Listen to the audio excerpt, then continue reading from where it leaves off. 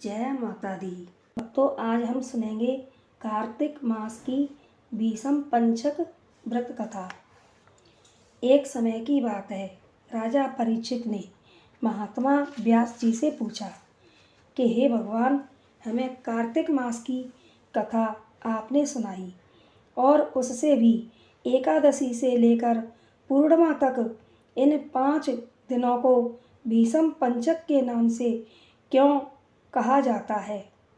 इस संबंध में हम यह जानना चाहते हैं और इन 5 दिनों के व्रत करने वाले को क्या लाभ होता है। महात्मा व्यास जी ने कहा, हे परीक्षित, सुनो। कुछ समय पहले काशीपुरी में बहुत ही निर्धन सोमेश्वर नाम का ब्राह्मण रहता था।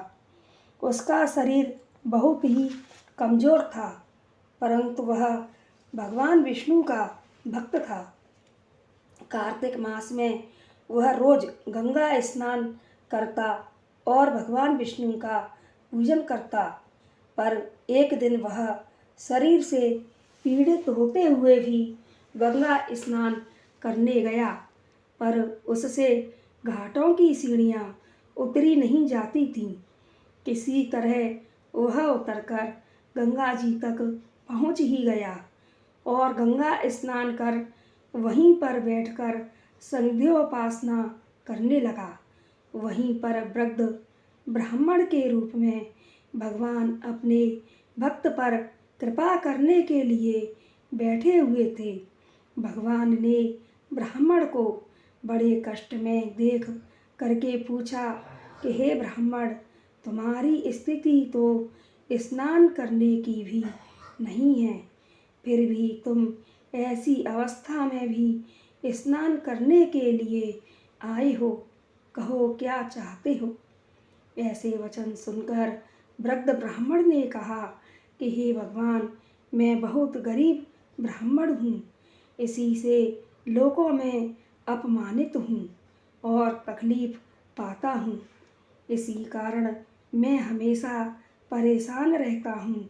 यदि आप कोई उपाय बता सकते हो तो मैं आपकी अपने ऊपर दया समझूंगा।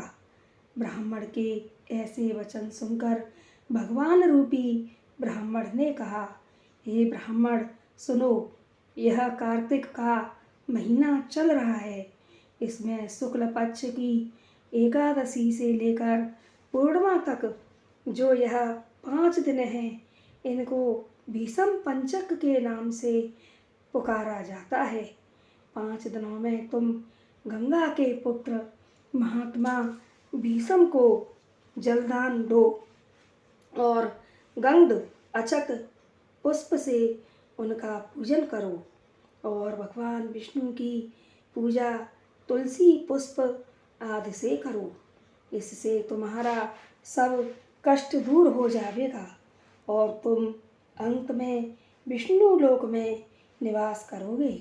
हे ब्राह्मण, महाभारत की लड़ाई में जब महात्मा भीषम सरसैया पर सोए हुए थे, उस वक्त अपने प्रिय अर्जुन को उन्होंने सब प्रकार का राजधर्म, व्यवहार धर्म, ज्ञान धर्म कहा था। उस समय अर्जुन के सखा श्री कृष्ण वहीं पर थे।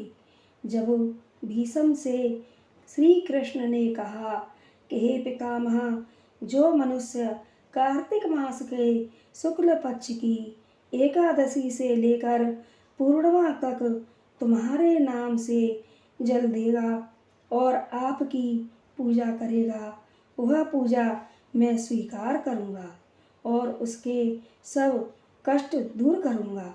अतः हे ब्राह्मण, तू इस भीषम पंचक में महात्मा भीषम का पूजन कर। इसके करने से सब कष्ट दूर हो जाएंगे।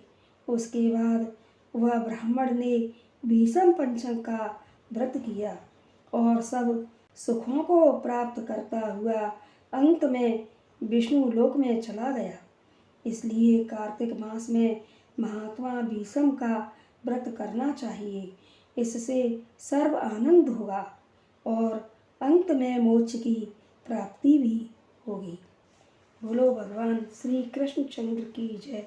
बोलो कार्तिक मास की जय। तो भक्तों, हमारी यह भीष्म पंचक व्रत कथा अगर आपको पसंद आई हो, हमारे चैनल को लाइक, शेयर और सब्सक्राइब करें। जय माता दी।